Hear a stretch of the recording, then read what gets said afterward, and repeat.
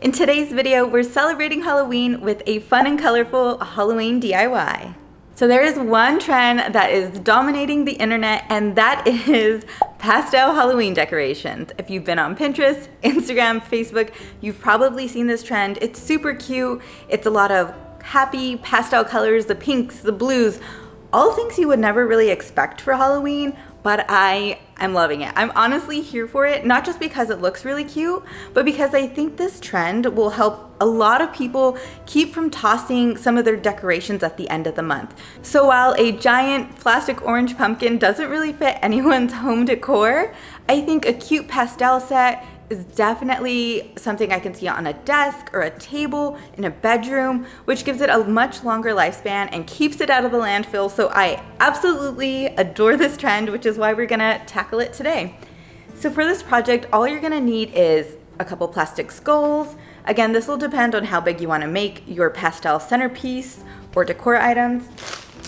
Plastic pumpkins, I got these off of Amazon. They are already white, which is a time saver, especially when you're doing a light pastel color. Otherwise, you will have to prime and prep everything. I will have to prep this skull because it's a little bit darker. I will link these below, and then this is from the Dollar Tree. I also recommend getting your hands on some folk art paint. It comes in a really cute pastel set already. I will link it below. I tried to use some Dollar Tree paint. It didn't even almost work out, so get your hands on this. It's a set of 6. I think it's $10, $15. But it's really cute colors that you'll use on future projects. Also, I recommend a soft bristled brush that can coat evenly. The last thing you'll need for this project is flowers. You can grab them from your garden or a local grocery store or even a florist if you're feeling a little bit bougie and you want a really nice set of flowers. Other than that, you have everything you need, and let's get started. So we are kicking it off here by priming our skull. Now, if I was going to be a really good crafter about this, I would probably sand it down a bit, but I just thought it'd be better to test out the paint, see if I can cover it, if it holds. I also just get a little nervous sometimes when you're making plastic shavings that can be inhaled or spilled into like the cat's food or something like that. So I actually realized that the paint went on really well and held, so I'm just priming this skull so that the pastel colors can pop on it a little bit more, just give it a really even base.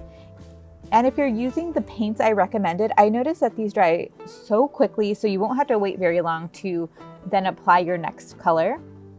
For my big skulls, I chose pink and yellow as the main colors just because they look really pretty, to be honest. There's no method to that madness. I just love pink and I love yellow, so I went ahead and chose that as my 2 main skull colors. And then for my little pumpkins, after I painted them, I realized that the stems can look a little bit messy, so I did paint the stems white. Next, you're gonna wanna sketch an opening into the top of your skull. This is just as a guide to help you cut.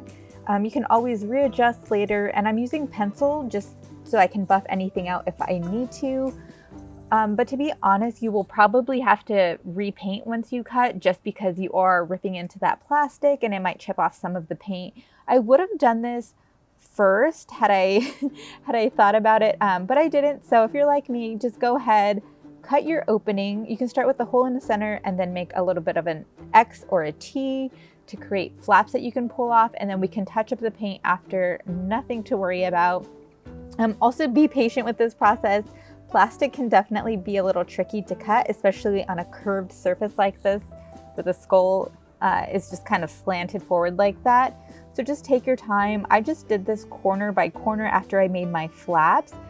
It went really easy. Honestly, making the first cut was probably the most challenging, but from there it was easy to kind of get this hole bigger and more in the shape that I needed. And don't be afraid to adjust this if need be later once you're testing your flowers.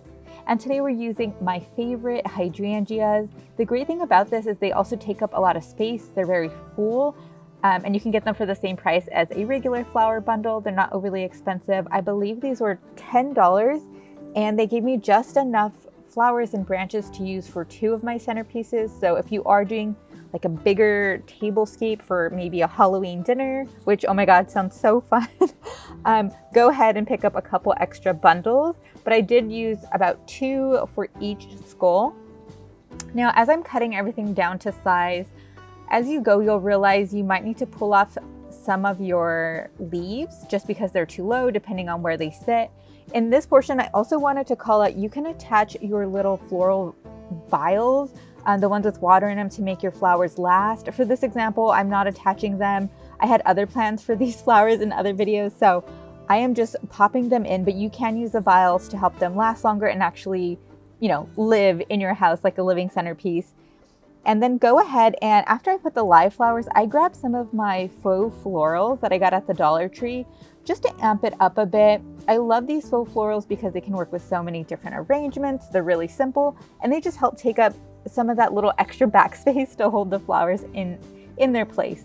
I also recommend filling your skull with either beans or rice or anything heavy to keep it weighted and from shifting.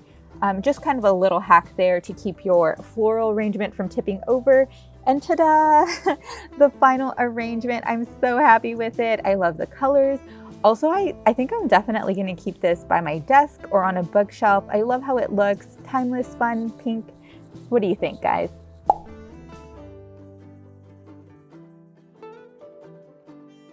I love how this project turned out. I hope you did too. Also, I just want to send you a quick reminder, if you can, make sure to hold on to your Halloween decor either for next year, gift it to a friend or family member, or upcycle it into really cute pastel colors that you can put on your desk year round. Whatever you do, try to hang on to it. Let's get some waste out of the landfill. And I think a lot of these items honestly can be redone in so many ways to kind of match the trends of each year, which I'll definitely be doing and sharing videos each year as we go to different Halloweens. And with that, I want to remind you to hit that subscribe button, hit that like button, and come back next week for a brand new video.